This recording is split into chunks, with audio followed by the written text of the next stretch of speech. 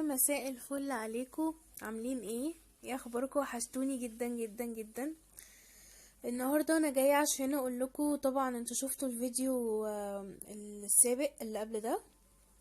كنت مطلعه المواعين بالذات المعالق ما كانتش عاجباني. طبعا لقيت نفسي بقى واقفه في المطبخ، قلت ايه فرصه، انا هاخد المعالق اللي قدامي كلها اللي في العلبه الصفرا دي وهحط عليها الخلطه بتاعتي. طبعا جبت الكروانه وحطيت كربوناتو وحطيت ملح ليمون وحطيت اوكسي اهو زي ما انتوا شايفين. وطبعا كنت حاطه ميه بتغلي في الكتل علشان اعمل الخلطه الجباره بتاعتي. اخدت بقى الحاجه اللي موجوده اهي. طبعا في حاجات قديمه شويه وبتاع، زي ما انا قلت لكم قبل كده، انا بقضي بالحاجه اللي عندي، يعني ما بشتريش حاجات جديده. الحاجه اللي عندي مكفياني خلاص، الحمد لله، اللهم زيد وبارك يا رب. حطيت اهو الميه السخنه. طبعا انتوا شايفين الفوران عامل ازاي، بس انا كنت فاكره ان انا حاطه ميه كتير في الكتل، بس ما طلعتش كتير، فهزود حبه ميه تاني من الحنفيه علشان ايه، احاول اغطس كل ده بقدر الامكان جوه. على فكرة يا جماعة الفيديو ده مهم جدا. بصوا من قبل، من اللحظة الاولى، بصوا بقت بتلمع ازاي.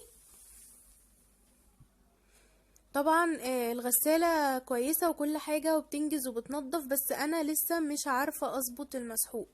يعني لسه في حاجات كتير، تجارب انا بتعلمها وحاجات كتير انا بتعلمها عشان افيد نفسي وافيد غيري. انا حطيت مية اهو، بس على فكرة المية السخنة بتعمل فوران اكتر بكتير من المية الساقعة. انا كنت وقتها حطيت حبة من الحنفية وزودت خل اهو عشان يعمل فوران اكتر.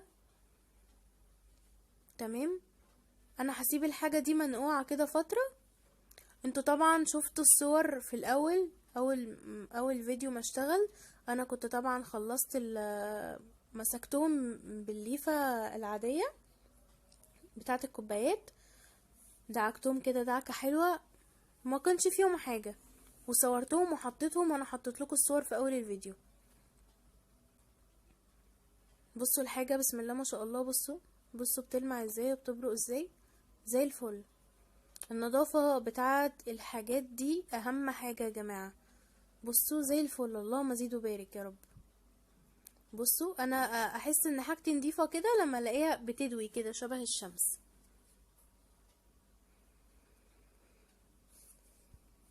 طبعا ايه، هنا كنت خلصت.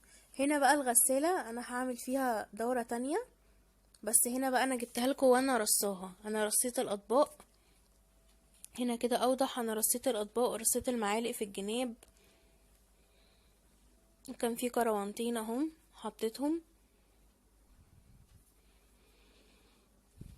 نصايح بقى هامة علشان الغسالة دي تبقى معاكي منضفة الحاجة.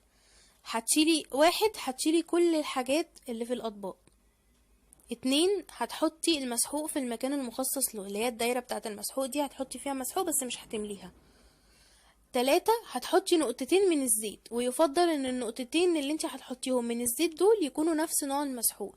انا بستخدم مسحوق لودفيك وبستخدم الزيت بتاعه لودفيك. هحط اهو قدامكم نقطتين زيت، نقطتين بالعدد، يعني بصوا انا مش ماليه المسحوق اهو كتير، بصوا نقطتين، حاجه بسيطه جدا جدا.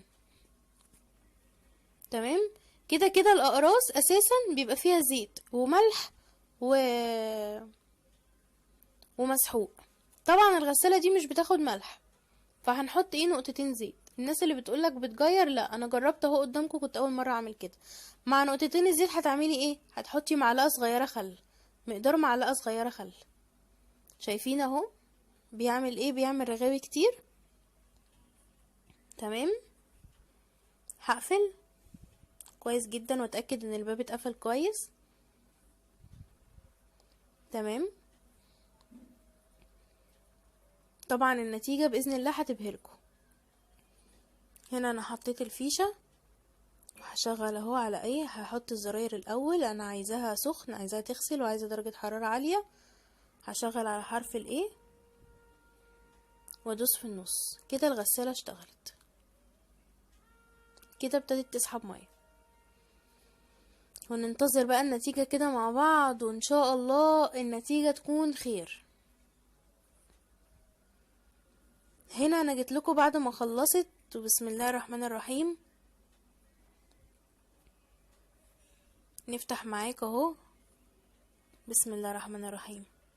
طبعا انا سبتها 10 دقايق، يعني شوية او اقل من 10 دقايق، فهي ما لحقتش تجفف، لان هي اصلا ما فيهاش مجفف، يعني بتطلع لك الحاجة فيها مية شوية. تمام. هنا الحاجة ما شاء الله يعني عليها.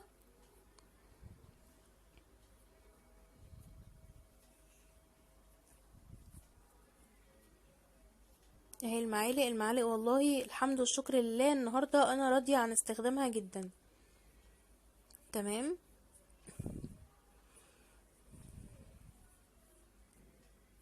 دي الكروانة اهي، طبعا لو في اي حاجة فيها مية بنصفيها جوه. بصوا الكروانة طالعة نظيفة جدا جدا. الحمد والشكر لله، اللهم زيد وبارك، اللهم زيد وبارك. جربوا النصايح اللي انا قلتها لكم دي، والله العظيم هتتبسطوا جدا. انا في واحده عزيزه عليا جدا من القاهره، هي اللي قالت لي موضوع ان انا احط خل على المسحوق، وواحده تانية عزيزه برضو عليا قالت لي احط نقطتين زيت على المسحوق. فانا بجرب كل تجارب الناس، مش عيب انك تجربي، المهم انك تحصلي على نتيجة كويس. طبعا مع هزة الغسالة والغسيل والكلام ده كله، البولة الصغيرة البلاستيك دي طلعت مليانة مية، فعشان كده انا شطفتها وايه وحطيتها قدامكم.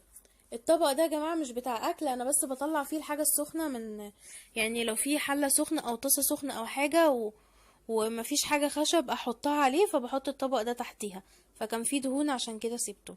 اهي البولة اهي طالعة نضيفة، والكروانة التانية اهي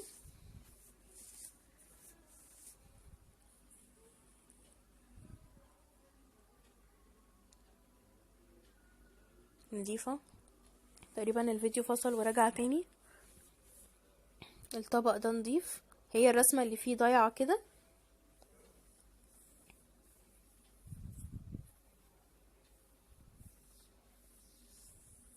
انا عمالة اجرب ايه الحاجة، بحكها بايدي مرة واتنين وتلاتة علشان خاطر اتأكد ان دي رسمة، وان هو كده قديم، مش حاجة جديدة مثلا وبايظة. اهو الطبق الميلامين طالع نضيف مفيهوش اي حاجة. انا بحط الحاجة فوق، الطبق التاني اهو طالع نضيف مفيهوش اي حاجة، ودول كانوا مطرحهم صلصة على فكرة. البولة دي كان مطرحها سمك، كان فيها سمك، وبصوا طالعة ناشفة من جوه، طالعة زي الفل. الحمد والشكر لله، انا النهاردة بجد راضية عن ادائها.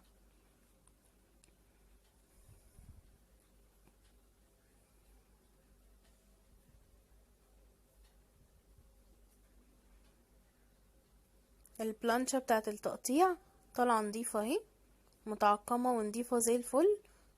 وعايزة اقول لكم يا جماعة ان الازازة بتاعت المسحوق لودفيك دي تقعد معاكي اكتر من شهرين 3، تقعد معاكي كتير جدا. يعني اللي فاكر ان هو طول السنة بقى هيجيب مسحوق للغسالة الاوتوماتيك وبتاع، دي برضو يا جماعة طالعة مليانة مية، فعشان كده انا بشطفها. بصوا طالعة بتبرق بتلمع، اكنك جايبة بالظبط اقراص بالظبط. وممكن كمان لو عايزة تجيبي علبة ملح وتحطي شوية برضو في الباب تحطي، مفيش اي مشكلة. الكوباية دي بقى ازازها قديم، وفي كوباية تانية ازازها قديم، دول بيطلعوا كده مغيمين، سواء اتغسلوا في الغسالة او على الايد هما بيطلعوا بالمنظر ده. فلازم اساسا نجيب حاجتنا تكون ماركة كويسة وتكون نوع كويس، علشان اولا يستحمل الحرارة والمسحوق ودرجة الحرارة العالية والتعقيم والكلام ده كله، وعشان نفسنا كمان، عشان الحاجة كده تبقى بتبرق قدامنا، تبقى يعني عامله لنا راحة نفسية للعين، تبقي انتي كمان مرتاحة، تبقي شايفاها طالعة نظيفة قدامك، ما تبقيش متضررة. طبعا الحمد لله المعالق النهاردة طالعة كويسة جدا.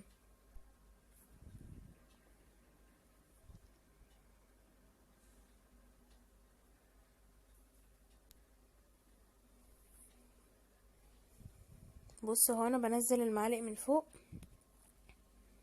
بصوا هي طالعه بتبرق، الحمد والشكر لله، اللهم زيد وبارك. زي ما قلت لكم لو عايزين تجربوا نقطه ملح، كده كده هي زي الاقراص بالظبط. انا عجبتني قوي فكره ان انا احط على المسحوق، مملاش المسحوق قوي، واحط عليه نقطتين زيت من نفس نوع المسحوق، واحط عليه معلقة صغيرة خل. وشيلوا اي فضلات عالقة في المعالق او الاكل او الكلام ده كله، شيلوا اي فضلات، اي فضلات يا جماعة. وانتوا واقفين في الحوض افتحوا الحنفية كده بالليفة. في حاجة دلوقتي انا نسيت اشيل الفضلات بتاعتها، دلوقتي هتظهر وهتبان، هتشوفوا. عشان احنا كنا بنظلم الغسالة ونقول ما بتنضفش. معلش، هي مش الساحرة الشريرة يعني هتطلع تنضف وتدعك. اهي شايفين، دي انا ما شلتش الفضلات بتاعتها، ودي كانت مطرحها سمك. فدي مطرح الايه التحمير بتاعت السمك، انا هحطها اهي في الحوض تاني، هعيدها. انا ايه بحط المعالق والسكاكين والحاجة دي فوق، طالعة اهي نضيفة برضو. تمام، انا بحط فوق علشان خاطر انا ما عنديش سلة. بصوا دي برضو ما شلتش الفضلات بتاعتها، عشان كده فضلت عالقة فيها. زي ما قلت لكم هي مش الساحرة الشريرة يعني هتعمل كده، هتنزل كمان فضلات الاكل، لا يعني هي كتر خيرها بتغسل وتشطف وتعقم. بصوا الغطا طالع بيلمع ازاي، بصوا الطبق زي الفل. الحمد والشكر لله، اللهم زيد وبارك يا رب، اللهم زيد وبارك، الحمد والشكر لله. كنت هزعل قوي لو هي النهارده بجد ما رضتنيش. بصوا الطبق زي الفل.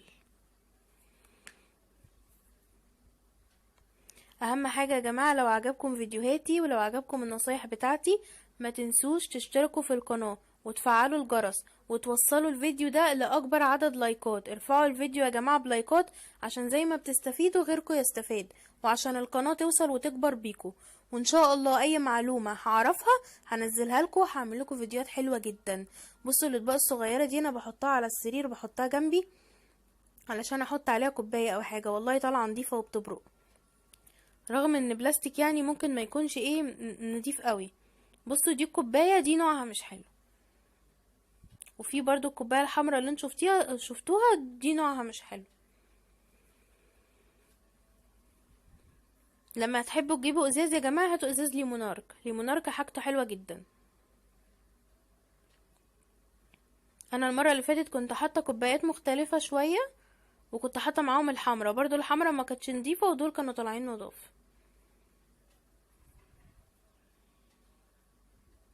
اهو ده كان متبهدل اسود من جوه ومطرح القهوه وبتاع، طالعين الحمد والشكر لله، الحمد والشكر لله.